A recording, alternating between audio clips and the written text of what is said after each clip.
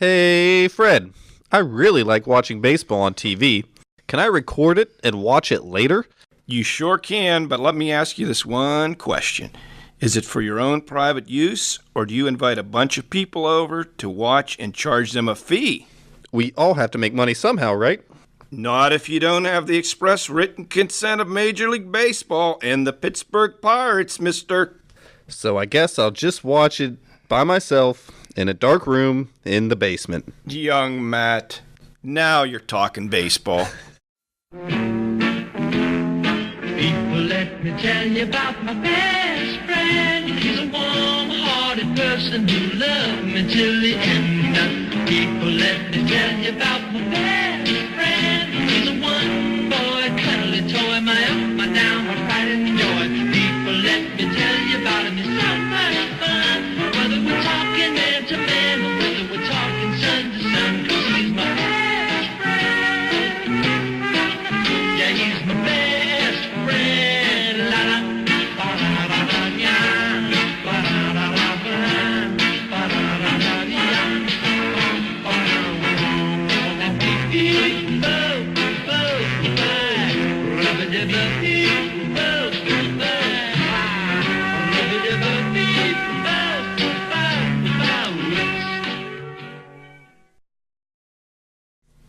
Hello and welcome back to Bucco Banter. My name is Matt Peaslee and I'm joined as always by Fred Rossano. and we're here to talk about the Pirates. And Fred, it's been kind of a weird week since we last met. The Pirates are 5-8 since our last taping. They now sit at 14-20 on the year. Rough start since we last met, but they took 2 of 3 from the Toronto Blue Jays and just recently took 2 of 3 from the San Francisco Giants. So, what are your kind of thoughts on the past 1.5 weeks? Hopefully it'll propel them into a good series with the Cardinals coming up. But kind of shaky play all the way around. Shaky with the leaving guys left on base. Shaky with the starting pitching until the most recent 2 games with Morton and Cole. And shaky with the relief pitching too. You blew an 8-2 lead the other day, and like I said, hopefully you're turning a corner a little bit. You hope so.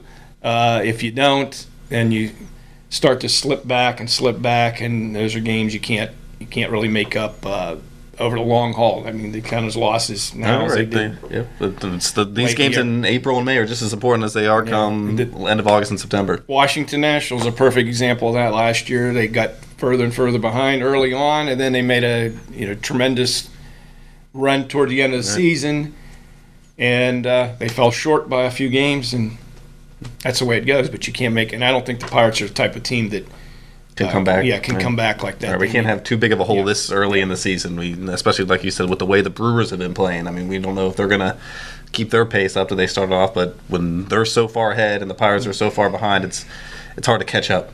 Yeah, when you start to get nine and a half games behind, I don't know if it's time to hit the. I mean, it's still early, but it's not that early. Right.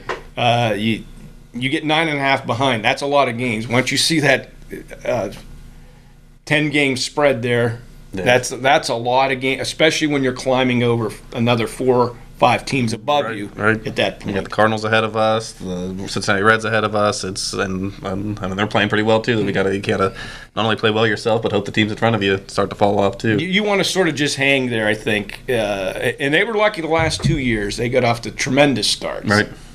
And then, actually, it was 3 years ago then, when they were 11 games over, I think, at one point. Right. And last year they were 16 games over. But you look back and you think those were some nice starts that they had in the season. You can't expect that all the time. And I don't think they're the type of team that can come back that many games down. I hope I'm wrong, and they really turn the corner here. But you mentioned the starting pitching. It's kind of been shaky with what we expected coming into the season with Francisco Liriano coming off of a very strong year. My boy Edison Volquez, who looked strong to start the year, he had a rough start in his last outing. But our past 2 guys, Charlie Morton goes 8 innings, allowing only 3 hits, 3 Ks, and just today, Garrett Cole was pretty lights out against the Giants to win the series. So hopefully they start turning the corner themselves, and that leads into the rest of the rotation, because this weekend we have a big series coming up with some great pitchers with the Cardinals. Any pitcher seems like with the Cardinals is tough, but you hope.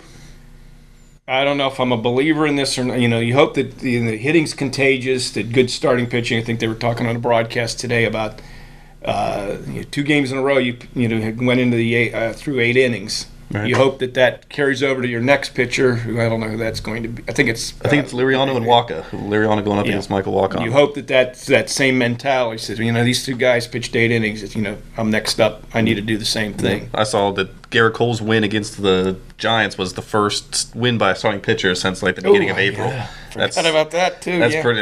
That's not good. Yeah, you gotta hope that they know how to pitch and find what's working for them for their next start, and like you said, hopefully Liriano sees what Cole recently did, and they can go from there and hit their spots. I think they've been giving up big innings. Volquez, I think, in that controversial replay call at first base. Right after that, I think he wound up giving up 4 runs in that same inning. Right. And Morton, until last night, is also susceptible to the same type of thing. He gives up big innings. He's cruising along. Even Jeff Locke the other night. Yeah. Gave up the 2 runs, and then he got 13 in a row out, and then he just blew up again. Yep. And that was it.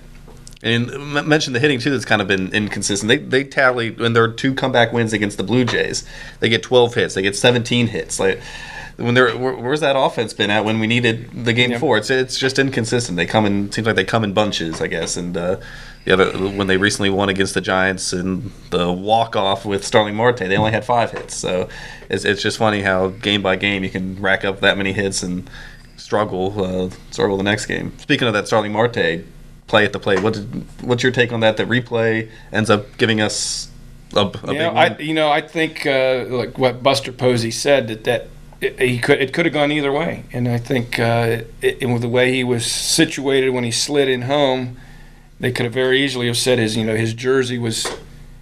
He was able to touch his jersey with his glove before he got his hand on the plate there, and it. Just from looking at it live, the first play, I thought he was definitely out. I thought that his hand was in there for the tag, but. Last year, any other years, the Jerry Mills year, that he would have been out. We would have been playing extra innings. I never thought about that. Yep. The game, that game was already in the 18th inning. Right. Yeah, 19th maybe. I think it was the 19th back in 2011. But it's funny that thanks this year with replay coming aboard, it gives the Pirates a win, and they got the call right eventually, and they won. So I think I saw that the opening day against the Cubs was the very first replay. Or challenge replay used in a Major League Baseball game with the Pirates and the Cubs, and then you get that the first one that gives them a win. So the Pirates have been taking advantage of it. It's gone both ways, but I think overall I'm still undecided how I like the replay or not, the challenges or not. I think a lot of times it looks like the guy is definitely out even on the replays, and they still go ahead and say what the umpire had called, whether it was safe or out, and then I think they need to refine it somewhat. And the fact that when they do go to the replays and say it has to be the overwhelming evidence to come. I mean, so many plays are bang bang, and it's hard to really tell what's happening. So, but luckily with Starling Marte, they got the call right and. Got the Pirates a win. Who knows? Let's hope that play last night propelled them into a victory today, and next time we meet, they'll be 14-0 in that 2-week span. We'll take it. We'll start moving up. I'd like to see us 3rd place, 2nd place, and maybe catch the Brewers and end up in 1st place sometime soon. Fred, one of our favorite segments is when we bring in our old goodies from home and show it off. Show and tell. And I have something special here. What have you brought? The opening day ticket from the very first game at PNC Park in 2001. Very cool. Against the Cincinnati Reds. You were at this game. I have the ticket, but unfortunately I was not there. And here's why. I was sitting at home with the chicken pox. Ooh.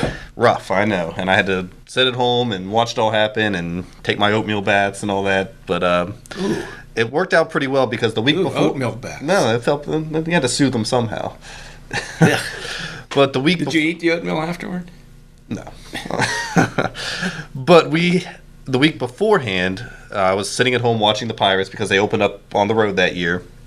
About the 7th inning, my mom makes me go up and get a shower, brush my teeth, go to bed. I go up there, look in the mirror, chicken pox all over. No. Mom says, "You're not going to school the next day." I said, "Well, can I go back downstairs and watch the Pirate game then?" She says, "Yeah, I guess so." I remember the Pirates won that game.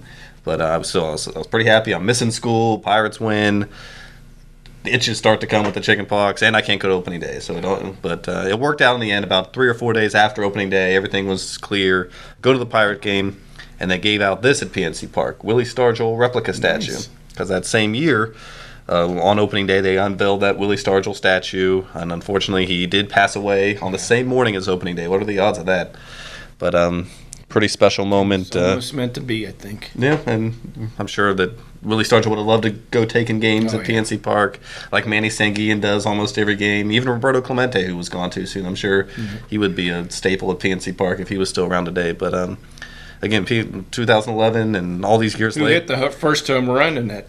I could tell you that. One of my favorite players from that time period, not too long ago, was Sean Casey of the Cincinnati Reds, Upper St. Clair, PA native, and hit the home run, which happened to be the very first hit at PNC Park, too. So I'll never forget that, and I'll, again, never forget some of those memories we make at PNC Park on every day. Oh, very cool. Yeah, I know the first time I ever stepped foot in there, I remember sort of like wanting to look out onto the field itself as I went up into the press area up there, then took a look and just drank in all the scenery, the field, the skyline. Oh, yeah. It always looks like a painting, and again, one of the best stadiums. Yep, and being enclosed at Three River Stadium for all those years, it probably felt good to be up so high and look out and see the beautiful skyline in Pittsburgh instead of just enclosed walls and seats like you had at Three Rivers. So we're lucky to have one of the most beautiful ballparks in America right in our backyard. Oh, yeah. Ask the experts. Ask the experts. Ask the experts. Ask the experts. And Matt, it is now time for the extremely, unbelievably popular Ask the Experts, featuring us. We are the experts. And okay, I bestow the thinking cap to you. I gotcha.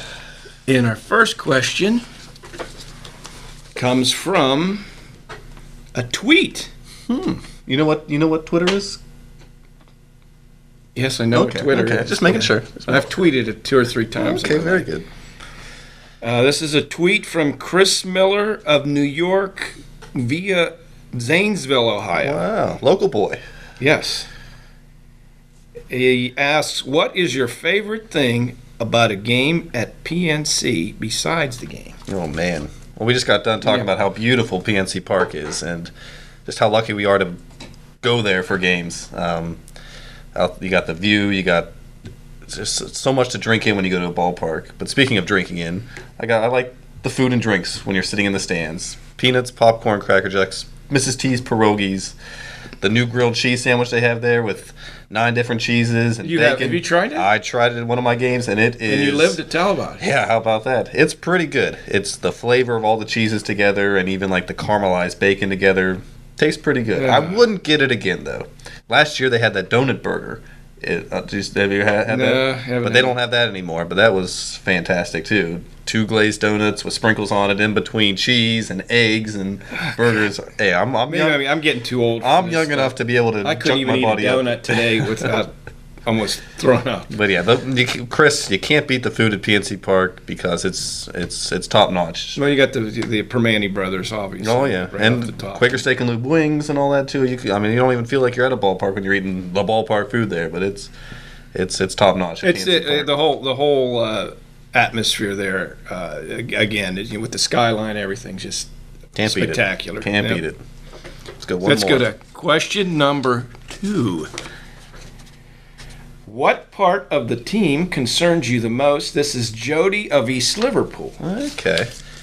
It's got to be the starting pitching because, or maybe just pitching in general, because last year that really wasn't our concern at all with how well the starters were from 1 to 5. And, we hate to bring up A.J. Burnett, who's doing very well in Philadelphia, but maybe bring him up. If you have another reliable arm in the rotation, maybe I feel a little bit better about sending out pitcher 1 through 5 out there every day. We talked about Brandon Compton a little bit. I mean, and he's done well in his 2 starts, so you like to see him get another chance. And if he could be reliable, maybe that puts away some of the worries I have about the pitching staff. Who is going to start? I'm just thinking of that. Who's going to start in place of? Because they sent Locke back down. They sent Locke. I mean, and Wandy still has a ways to come back to. So you hate to have those question marks, and you'd like to see a solidified rotation, kind of like the Cardinals have. And again, coming into this year, we thought that we did have that, but it's taken a while for some of the pitchers to get back into their form from last year when they found success, and they're still taking some lumps early in the year here. So I would like to see the pitching staff come out, and even the bullpen. Tony Watson's been doing okay. Brian Morris is 3-0 in his relief appearances. But with Mark Melancon going on to the mound in the 9th inning, I mean, he blows a save earlier in the week to ends up costing the Pirates a win in 13 innings. But you want to feel comfortable with no matter who you give the ball to, and right now I really don't feel comfortable. Yep, I agree. Well, your turn. All right. Good thing we have the same size head, or else I don't think this thing expands. I mean, after you answer some of these questions, though, your head gets pretty big. Well, that's because we're experts. That's right. Okay. Who will get to the majors first? I mean, we've already had Brandon Compton come up. We've had Phil Irwin but between and any other hitting prospects you see come up, like a Gregory Polanco coming up first. And this is sent in from Honest Lou of Newcastle, a childhood friend of yours, I think. Yeah, childhood friend. That's my brother. Okay, great. Boy,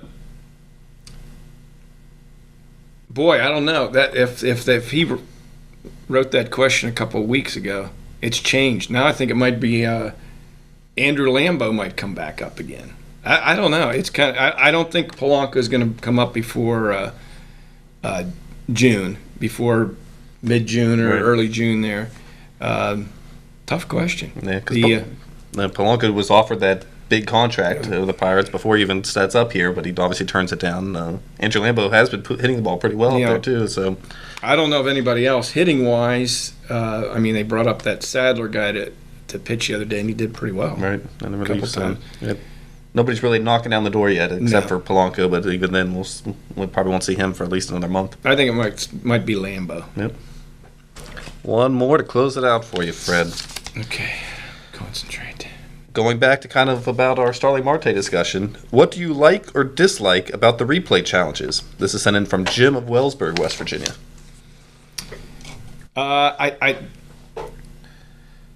I like the fact that, for the most part, like the play the other day that with Marte at home, is you get the definitive correct call. What I don't like is when they don't have. The good example was, I think it was against the Blue Jays Friday night or Saturday night.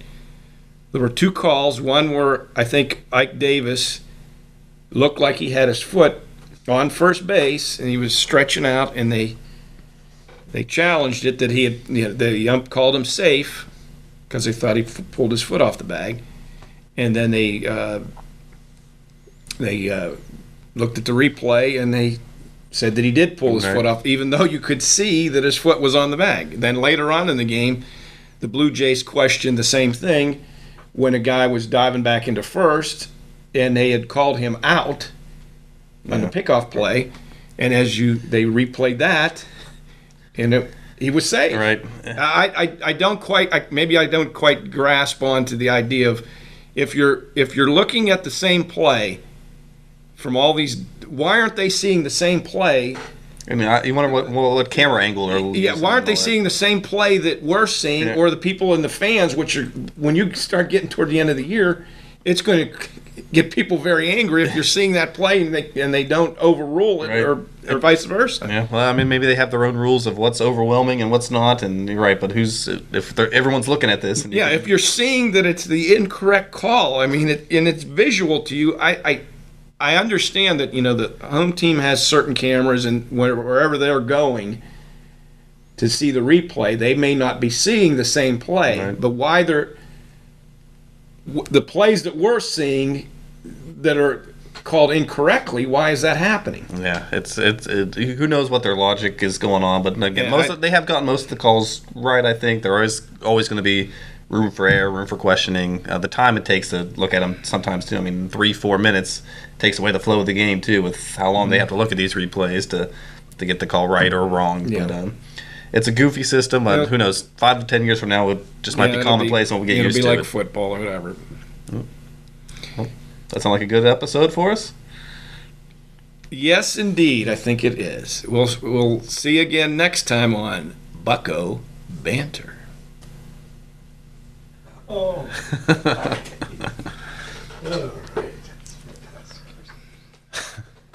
What? All right. Pretty good show, huh?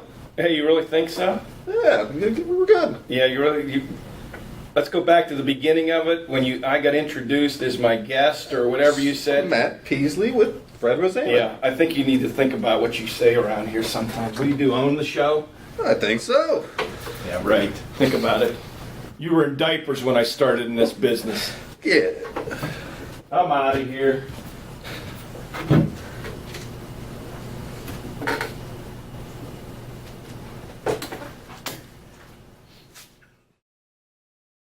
Hey, Fred, come back. And I wasn't even born yet when you started in this business.